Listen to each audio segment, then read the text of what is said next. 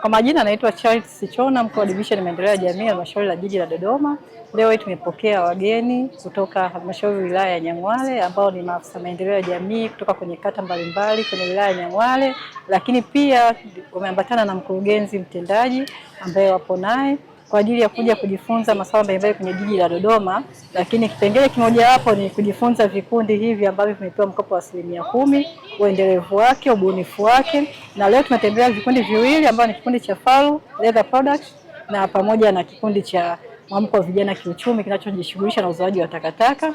Wale Faru wenyewe wanatengeneza viatu vya bidhaa za ngozi kwa mashine mbalimbali. Vikundi vyote viwili vilishapewa mkopo wa 10% kupitia halmashauri ya jiji la Dodoma na sasa wanaendelea vizuri. Tumekuja halmashauri ya jiji la Dodoma, mimi pamoja na maafisa maendeleo ya jamii ngazi ya kata kwa wilaya ya Nyang'hwale. Tumekuja kujifunza kuhusiana na namna ambavyo halmashauri ya jiji inafanya kwenye shughuli za maendeleo ya jamii, hasa kwenye shughuli za mikopo. Tumefanikiwa kutembelea vikundi viwili. Kikundi cha kwanza ni kikundi cha masuala ya uongezaji wa thamani na utengenezaji wa viatu, lakini kikundi cha pili ni kikundi kinachojihusisha na masuala ya uzoaji wa taka.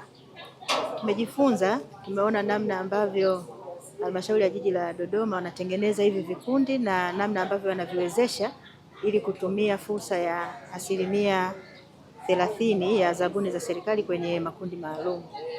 Tulichokiona hapa ni vijana kuwa na uthubutu kwenye shughuli za viwanda na shughuli za mazingira.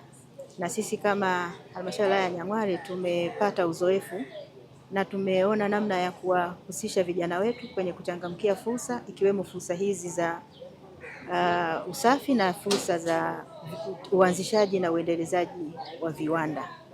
Kwa kweli tumepata fursa ambayo imetuwezesha kujifunza, kwa sababu kama kikundi ambacho kiko nyuma yangu hapa, kikundi cha MVK Group kinafanya shughuli ya usafi, na kwa upande wetu wa Nyang'hwale tuna vikundi vya namna hiyo.